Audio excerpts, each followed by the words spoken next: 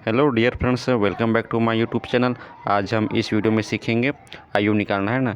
तो यहाँ पर दिया गया एक व्यक्ति की वर्तमान आयु उसके पुत्र की वर्तमान आयु की वर्ग के बराबर है।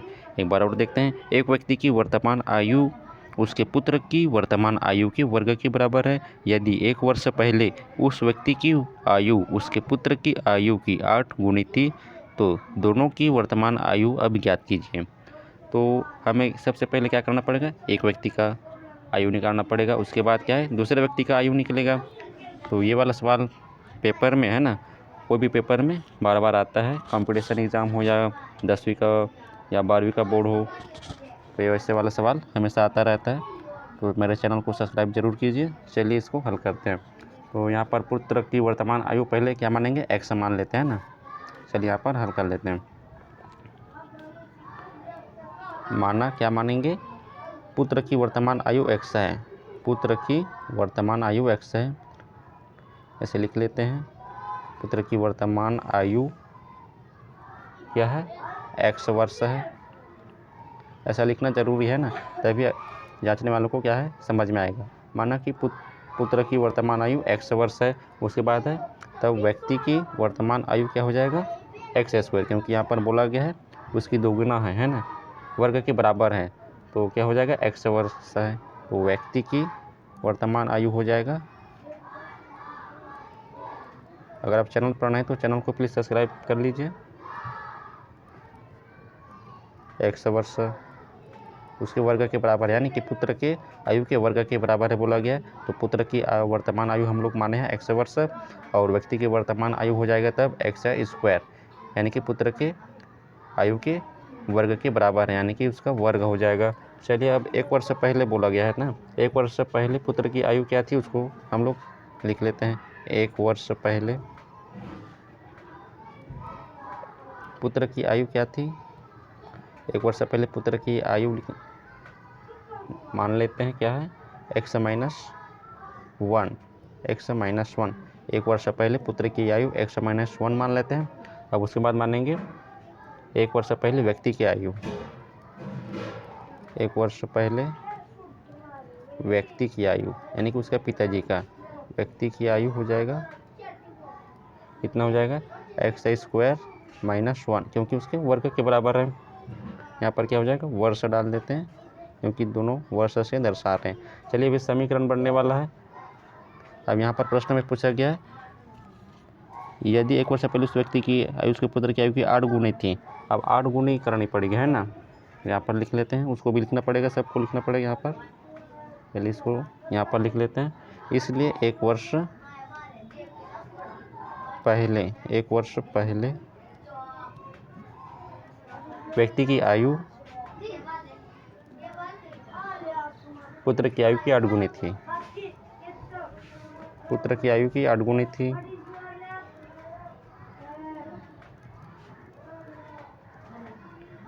आठ गुनी थी है ना, तो 8 गुनी थी यहाँ पर लिख लेते हैं। तो यहाँ पर समीकरण बनाएंगे, कैसे बनाएंगे यहाँ पर देखते हैं। x² - 1, यहाँ पर ये वाला लिखेंगे 1 वर्ष पहले व्यक्ति की आयु x² - 1, यहाँ पर लिख लिए x² - 1। 8 गुनी थी, तो 8 गुनी थी, पुत्र की आयु की 8 गुनी थी, तो पुत्र की आयु क्या है, x - 1, उसका 8 गुना, तो यहाँ पर लिखेंगे 8 x - 1। सिंपल सा। अब इसको सॉल्व करेंगे आगे, तो यहाँ पर हो जाएगा x² - 1, यहाँ पर हो जाएगा 8x, यहाँ पर हो जाएगा -8। अब इसको आगे हल करेंगे, यहाँ पर हो जाएगा x², इसको पक्षांतर करके लाएंगे तो -8x से हो जाएगा, -8x, और ये हो जाएगा +8, ये हो जाएगा -1। ये बराबर के बाद 0 है ना। यहाँ तक समझ में आया होगा आपको। x² माइनस ये वाला इधर लाएं, पक्षांतर करके -8x, ये वाला को इधर लाएं, +8 हो गया, ये -1 का -1 रहेगा, ये बराबर के बाद 0 रहेगा। अब इसको घटा देंगे, x² - 8x +8 में से गया 7 बराबर 0।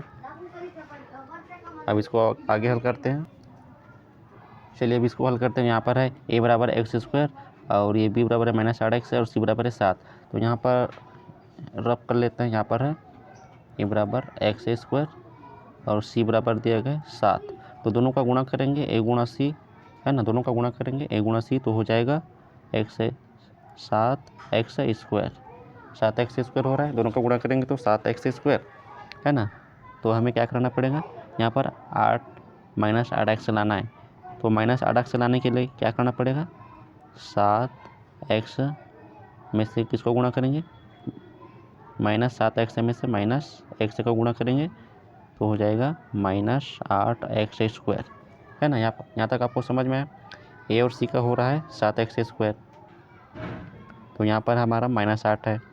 तो माइनस 8 लाने के लिए क्या करना पड़ेगा, 7 और x का गुणा करेंगे, सॉरी ना, यहाँ पर हो जाएगा माइनस 7x स्क्वायर, गुणा करेंगे माइनस 7x गुणा माइनस x तो हो जाएगा माइनस 7x स्क्वायर, और इसको जोड़ेंगे हम लोग तो कितना हो जाएगा माइनस 8x, माइनस 7x और माइनस x को जोड़ेंगे माइनस 7x और हो जाएगा माइनस x। तो दोनों को जोड़ेंगे तो कितना हो जाएगा माइनस 8x। ये हमें लाना है ना, माइनस 8x। यहाँ पर लिख लेते हैं एक्स स्क्वायर और उसके बाद लिखेंगे माइनस 7x, क्योंकि माइनस 8x लाना है। उसके बाद है माइनस x, उसको दोनों को जोड़ेंगे तो माइनस 8x आ रहा है, और गुणा करने पर आ रहा है माइनस 7x स्क्वायर, और जोड़ने पर आ रहा है माइनस 8x। तो यहाँ पर है प्लस 7, इसको लिख देते हैं प्लस 7 को, और बराबर 0। यहाँ तक आपको समझ में है। माइनस माइनस क्यों लाएँ, माइनस 8x लाने के लिए। अब इसको समीकरण को हल कर लेते हैं। यहाँ पर है एक्स स्क्वायर, तो x निकाल लेते हैं, यहाँ पर बचा है 1x और इधर पर बचा है माइनस 7। यहाँ तक आपको समझ में आया होगा। चलिए आगे देखते हैं। यहाँ पर है एक्स स्क्वायर, तो x निकाल लेते हैं, यहाँ पर बचा 1x, यहाँ पर बचा माइनस, यहाँ पर बचा 7, तो 7 का 7 रहेगा। उसके बाद है माइनस, यहाँ पर क्या लिखेंगे 1 निकाल लेते हैं, 1 बाहर निकाल लेते हैं। यहाँ पर क्या है x, यहाँ पर क्या है प्लस है, यहाँ पर माइनस लाना पड़ेगा, तब माइनस और माइनस प्लस हो जाएगा। यहाँ पर बचा है क्या है 7, और यहाँ पर है 0। अब यहाँ पर है x minus 7, x minus 1 same इसको निकाल लेते हैं। यहाँ पर बचा x और यहाँ पर बचा माइनस 1, यहाँ पर बचा 0।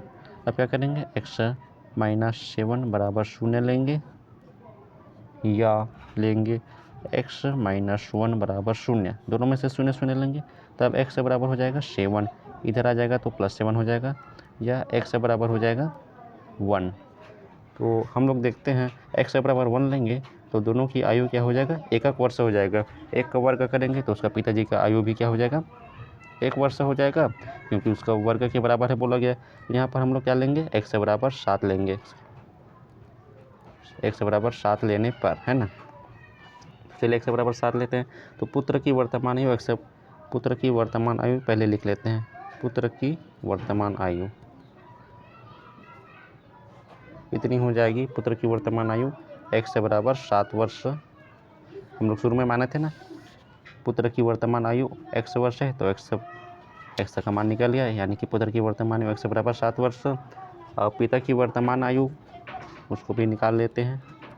पिता की वर्तमान आयु, पिता की वर्तमान आयु माने थे हम लोग एक्स स्क्वायर, है ना। पिता की वर्तमान आयु माने थे हम लोग एक्स स्क्वायर, तो एक्स स्क्वायर यानी कि कितना हो जाएगा 7 का स्क्वायर, तब 7 का स्क्वायर हो जाएगा यानी कि 49 वर्ष। 49 वर्ष से निकल गया। आई होप आपको वीडियो समझ में आया होगा।